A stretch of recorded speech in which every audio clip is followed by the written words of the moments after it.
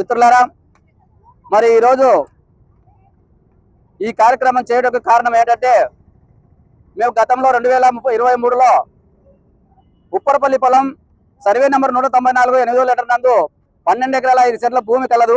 భూమి ఉంటే వాటిలో నిరుపేదలైనటువంటి దళితులందరూ కూడా అక్కడ పోయి గుడిసెలు వేసుకోవడం జరిగింది.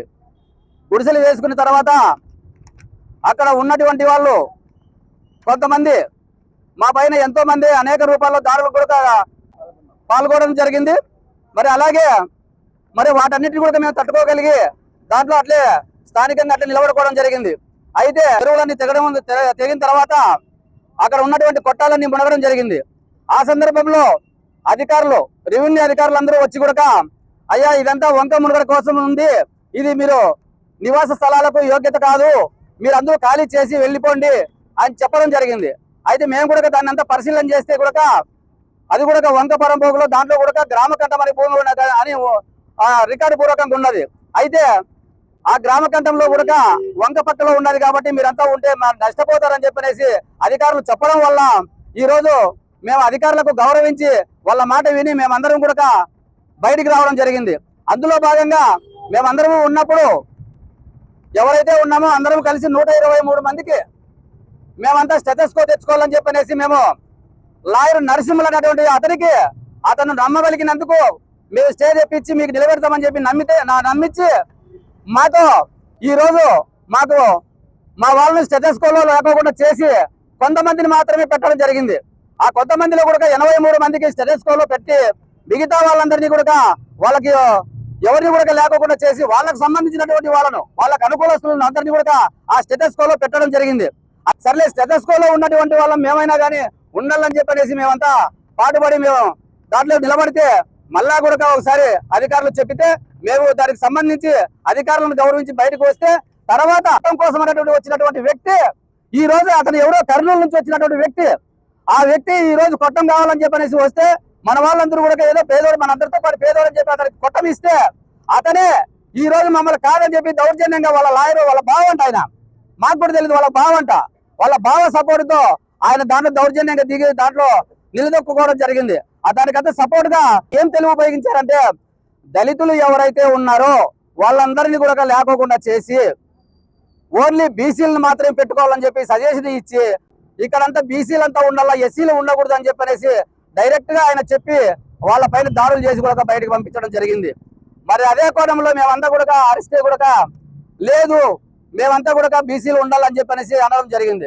మరి కొంతమందిని దళితులైనటువంటి వాళ్ళని కొంతమందిని మాత్రం ఒక 5-6 మందిని తీసుకొని స్టెథోస్కోప్లో ఉన్నటువంటి వాళ్ళని కూడా ఒక 5-6 మందిని తీసుకొని ఇదే మీ దళితులు కూడా ఉన్నారు చూడండి చూపించుకోవడం కోసం ఒక 5-6 మందిని పెట్టుకొని వాళ్ళతో ఆట ఆడుకుంటూ నాటకం ఆడుతూ ఈ రోజు ఇంత రాద్ధాంతం జరగడానికి కారకులైనటువంటి వాళ్ళు కాబట్టి ఈ రోజు మేము ఏం అడుగుతున్నామంటే, ఈ అగ్రవర్ణాల వాళ్ళకు సపోర్ట్ గా కూడా కొంతమంది రాజకీయ పార్టీలు వాడుకును రాజకీయ నాయకుల పేర్లు చెప్పుకుంటూ ఈ రోజు దాంట్లో మాకు దళితులైనటువంటి మా వాళ్లకు లేకోకుండా అగ్రవర్ణాల వాళ్ళందరినీ తోలుకొని పోయి దాంట్లో ఏపిచ్చేసి 30-40 వేల రూపాయలకు ఒక్కొక్క కొట్టం అమ్ముకుంటూ ఈ రోజు పబ్బం గడుపుకుంటున్నటువంటి సందర్భం ఈ రోజు ఏర్పడింది. కాబట్టి ఈ అగ్రవర్ణాల వాళ్లకు ఎవరైతే సపోర్ట్ చేస్తున్నారో వాళ్ళ పైన కూడా చర్యలు తీసుకోవాలని చెప్పి కూడా మేమందరం కూడా ఈ సభాముఖంగా తెలియజేసుకుంటున్నాం.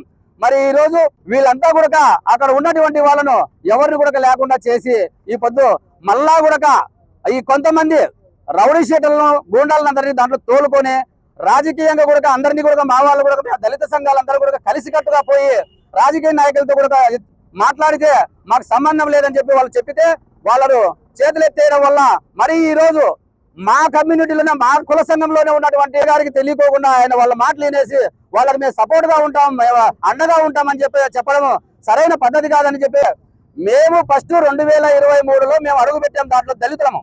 అయితే దళితులం అడుగు పెట్టిన తర్వాత పట్టక మునిపోయే మన వాళ్ళు దళితులకే పట్టాలు ఇచ్చినారంట. ఆ రెండు సెంట్ల ప్రకారం 270 పట్టాలు ఇచ్చారు.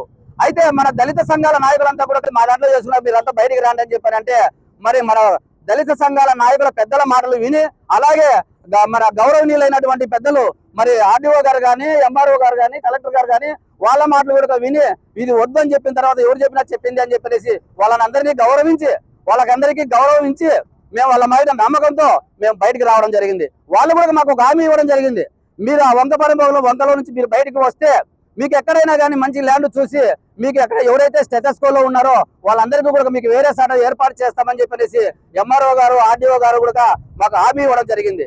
మరి ఆర్డీఓ గారు కూడా మేము చెప్పినాం, అయ్యా మేము ఇప్పుడు కూడా మా పేర్లు వాడుకుంటున్నారంట వాళ్ళు.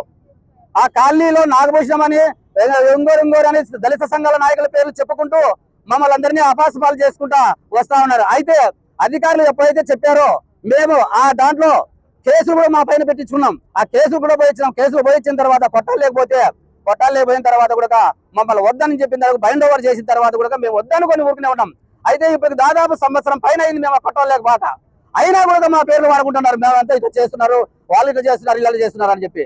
కాబట్టి వీటన్నిటిని కూడా పరిశీలన చేసి అయ్యా పేపర్ల వాళ్ళకు మేము ఒకటే చెప్తా ఉన్నాం, అయ్యా క్షుణ్ణంగా ఆలోచన చేసి పరిశీలన చేసి మీరు తప్పులు ఎవరు ఉన్నాయో వాళ్ళను ఖచ్చితంగా రాయండి. మనం ఎందుకంటే పత్రికా వ్యవస్థ ఉండేది, ఎవరైతే అన్యాయం చేస్తారో ఎవరైతే తప్పులు చేస్తారో వాళ్ళని ఖండించడానికి మనం ఉన్నాం. కాబట్టి తప్పులను పరిశీలన చేసి మీరు రాయాలని చెప్పనేసి మీకు కూడా విన్నవించుకుంటున్నాం.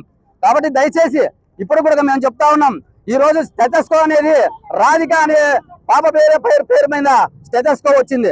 ఆ స్టేటస్కో వచ్చిన తర్వాత కూడా అది కూడా పెండింగ్ పడిపోయింది, పెండింగ్ లోనే ఉంది. ఆ స్టేటస్కోలో ఉన్నటువంటి వాళ్ళని కాదనుకోకుండా ఈ పొద్దు కొత్త వాళ్ళని తీసుకొని పోయి 30-40 వేలకు అమ్ముకుంటూ ఒక్కొక్క కొట్టం అమ్ముకుంటూ వాళ్ళు పబ్బం గడుపుకుంటూ వాళ్ళ జీవనాధారాలు చేసుకుంటూ ఈ రోజు బండ్లు వెహికల్స్ మెయింటైన్ చేస్తా ఉన్నారు. మరి ఈ రోజు మేము అడుగుతా ఉన్నాం, ఇవన్నీ మీకు ఎక్కడ వచ్చినాయి అని చెప్పేసి. ఇంతకుముందు ఇప్పుడు వీళ్ళకి సపోర్ట్ చేసినటువంటి వాళ్ళు కొంతమంది ఉన్నారే, అక్కడ కొడిమి దగ్గర కూడా 215లో 115 సర్వే నంబర్లు కూడా ఒక్కసారి అధికారులు కానీ ప్రజాసంఘ లీడర్లు కానీ రాజకీయ నాయకులు కానీ ఒకసారి పరిశీలన చేయాలని చెప్పి విజ్ఞప్తి చేస్తా ఉన్నా. ఎందుకంటే అక్కడ కూడా ఇలాగనే దాంట్లో కూడా చొరబడి దాంట్లో కూడా కొంతమంది ఇళ్లను కబ్జా చేసి అమ్ముకొని సొమ్ము చేసుకోవడం కూడా జరిగింది. అది క్షుణ్ణంగా మేము ఈ పొద్దు మహిళా సంఘం లీడర్లు కూడా ఉన్నారు, వాళ్ళతోనే మేము పలికిస్తాం కూడా. కాబట్టి మేము దాని జోలి పోలే, అయినా కూడా మమ్మల్ని కూడా వాడుకుంటున్నారు. కాబట్టి ఈ రోజు మేము స్టేటస్కోలో ఉన్నటువంటి వాళ్ళు ఎవరైతే ఉన్నారో ఈ 83 మంది స్టేటస్కోలో ఉన్న వాళ్ళు దాంట్లో ఉంటే మీరు కరెంట్ ఇవ్వండి, నీళ్లు ఇవ్వండి, బిల్డింగ్ ఇవ్వండి, మాకు అభ్యంతరం లేదు. అయితే స్టేటస్కోలో లేకోకుండా ఉన్నటువంటి వాళ్ళు ఏమాత్రం అక్కడ లేకోకుండా అందరూ బయట ఉన్నాం. మరి ఏ విధంగా మీరు కరెంట్ ఇస్తారు, ఏ విధంగా కొలాయిలు లాగుతారు, నీటి వసతులు కల్పిస్తారు?